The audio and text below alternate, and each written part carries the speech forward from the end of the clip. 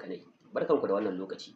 Kamar yadda muka yi muku alƙawari a baya kan cewar yau za mu kawo muku bayani dangane da yadda 'yan damfarar na'ura ko yadda 'yan damfarar kimiyya da fasaha suke damfarar mutane. A yau za mu yi bayani ne dangane da nau'in damfara kala uku. Da farko akwai abin da ake kira da social engineering. Abu na biyu da za mu tattauna a kansa shine ake kira da identity theft ko kuma mu ce satar shaidar mutum.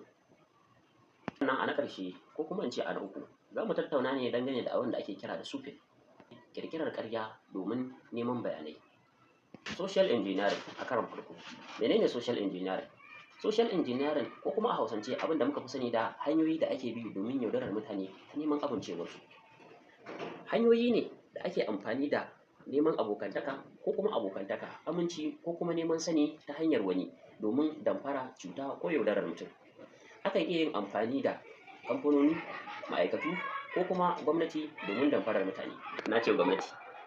Abin da nake nufi shine za a iya yin amfani da sunan gwamnati, sunan kasuwa, sunan majami'a, sunan gurin bauta ko kuma sunan addini domin damfarar ka. Duk da dai da cewa shi social engineering yana matuƙar kamanceceniya da spoofing domin akan yi amfani da saƙon yanar gizo, saƙon karta kwana ko kuma kira ta waya domin damfarar mutum. Bambancin shine shi social engineering akan iya kiran ka kamar wani misali wani ya kira ka ya ce barkanka dai malam wane, ni ne mai kula da asusunka daga bankinka.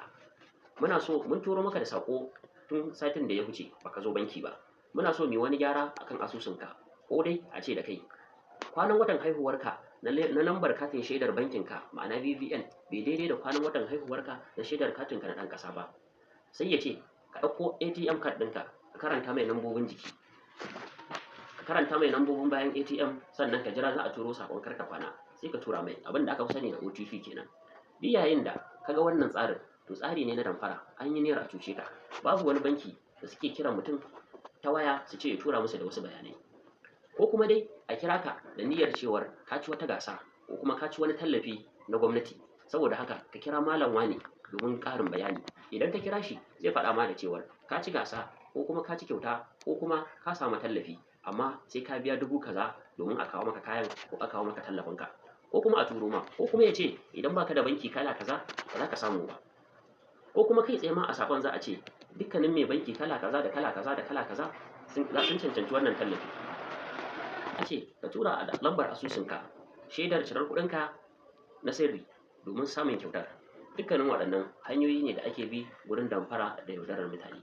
Ko kuma dai a turo maka saƙon email kan cewar za a ɗauke ka aiki a wani kamfani. Ka shiga nan domin cike bayananka.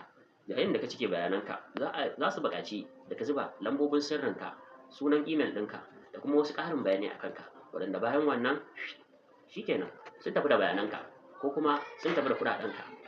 Hanyoyin bi domin kare kai daga faɗawa irin wannan mummunar kaddara.